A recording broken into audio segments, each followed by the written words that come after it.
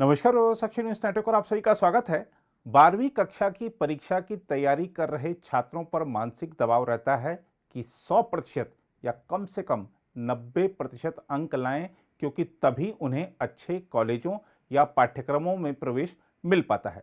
दरअसल कॉलेजों की कट ऑफ इतनी ज़्यादा होती है कि दिल्ली में तो खास तौर पर 85% तक अंक लाने वाले बच्चे भी कॉलेजों में दाखिला लेने से चूक जाते हैं।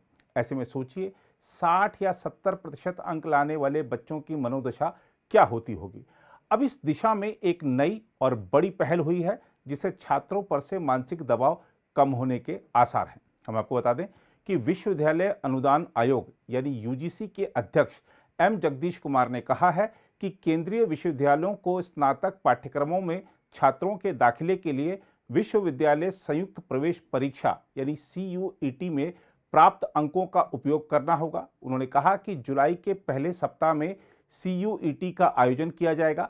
इसका मतलब है कि विभिन्न विश्वविद्यालयों के पात्रता मानदंडों को छोड़कर छात्रों के दाखिले में 12वीं कक्षा में प्राप्त अंकों का कोई असर नहीं पड़ेगा।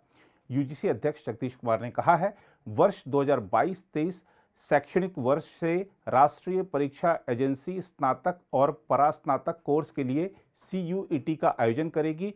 सभी केंद्रीय विश्वविद्यालयों को अपने पाठ्यक्रमों में दाखिला देने के लिए CUET में प्राप्त अंकों पर विचार करना होगा। CUET जो हम अनाउंस किया ये बहुत स्टूडेंट फ्रेंडली रिफॉर्म है। अब क्या हो रहे हैं, students if they want to get admission in UG programs they have to write many entrance examinations और कुछ यूनिवर्सिटीज़ में एडमिशन +2 मार्क्स के बेसिस पे एडमिशन होता है और इसमें बहुत वेरिएशंस भी है because we have so many boards across the country. तो in order to make the life of the students easy, UGC ने डिसाइड किया आगे एडमिशन्स के लिए 2022-23 एडमिशन्स यूजी एडमिशन्स के लिए सभी सेंट्रल यूनिवर्सिटीज़ में हम CUET को कंपलसरी किया। ये एग्ज़ाम हम फर्स्ट वीक ऑफ जुलाई में कंडक्ट करेंगे और इसका application process April first week में शुरू होगा। और इसमें और एक विषय है, students can write this computer based test in their own language। हम 13 languages में ये टेस्ट को हम कंडक्ट करेंगे।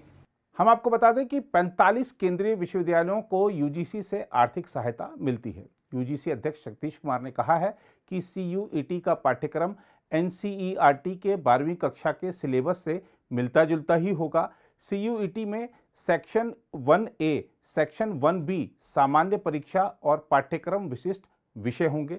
सेक्शन 1A अनिवार्य होगा, जो कि 13 भाषाओं में होगा और उम्मीदवार इनमें से अपनी पसंद की भाषा का चयन कर सकते हैं। यूजीसी अध्यक्ष ने जानकारी दी है कि छात्रों के पास अंग्रेजी, हिंदी, असमी, बंगाली, गुजराती, कन्नड़, मलयालम, मराठी, ओडिया, पंजाबी, तमिल, तेलुगु और उर्दू का विकल्प रहेगा। यूजीसी अध्यक्ष ने स्पष्ट किया है कि CUET का विश्वविद्यालयों की आरक्षण नीति पर कोई प्रभाव नहीं होगा। उन्होंने यह भी कहा है कि CUET के बाद किसी भी केंद्रीय काउंसलिंग का आयोजन नहीं होगा। साथ ही अंतर्राष्ट्रीय छात्रों को भारतीय विश्वविद्यालयों में दाखिला लेने के लिए CUET से छूट होगी। वहीं इस मुद्दे पर विशेषज्ञों की राय बटी हुई है। कुछ का मानना है कि इससे उन स्कूल बोर्ड के विद्यार्थियों को नुकसान होगा जहां दूसरी किताबों से पढ़ाई कराई जाती है। नेशनल प्रोग्रेसिव स्कूल कॉन्फ्रेंस की प्रमुख सुधा आचार्य ने कहा है, कई राज्य बोर्ड NCERT की किताबों का इस्तेमाल कर रहे हैं, जबकि कुछ के पास अपनी किताबें हैं। CBSE NCERT की पुस्तकों का उपयोग करता है, जो प्रतिस्पर्धा के प्रति अधिक प्रगतिशील हैं। उन्होंने कहा, NCERT की किताबें बहुत मानकीकृत हैं और वे प्रसिद्ध विशेषज्ञों द्वारा लिखी गई हैं। ICSE बोर्ड के पास अलग अलग किताबें हैं और वहां के छात्रों को इससे नुकसान हो सकता है। हालांकि उत्तर प्रदेश व राजस्थान बोर्ड में भी NCERT की किताबें पढ़ाई जाती हैं। ICSE स्कूल की एक प्रधानाचार्य ने नाम ना उजागर करने के आग्रह पर एक समाचार एजेंसी से कहा कि ऐसा लगता है कि CUET खासकर ICSE बोर्ड के छात्रों के लिए नुकसानदेह होगा, लेकिन उन्होंने कहा कि किसी निष्कर्ष पर पहुंचने से पहले अभी इंतजार करना बेहतर होगा। इसी तरह दिल्ली विश्वविद्यालय के प्रोफेसर राजेश झा ने कहा है कि CUET ग्रामीण क्षेत्रों और अन्य राज्य बोर्डों से आने वाले छात्रों के लिए नुकसानदेह होगा। उन्होंने कहा कोचिंग संस्थानों ने CUET के लिए कोचिंग देना शुरू कर दिया है। इसका मतलब है कि शहरी क्षेत्रों के विद्यार्थियों और जिनके पास संसाधन हैं वे इससे लाभान्वित होंगे। दिल्ली विश्वविद्यालय की प्रोफेसर आभा देव हबीब ने भी प्रोफेसर राजेश झा से सहमति जताते हुए कहा है कि वे सभी पर एक जैसा पाठ्यक्रम थोप रहे हैं। उन्होंने कहा शिक्षा समवर्ती सूची का विषय है और देश में अलग अलग राज्य बोर्ड हैं। बहरहाल देखना होगा कि इस सत्र से शुरू होने जा रहे CUET से छात्रों को कितना लाभ हो पाता है। वैसे जब भी कोई नई पहल होती है तो उसके समर्थन या विरोध में आवाजें उठती ही हैं। फिलहाल यह तो लग ही रहा है कि कम से कम छात्रों पर 12वीं कक्षा में जो 100% अंक लाने का दबाव होता है उससे वह राहत महसूस कर रहे होंगे।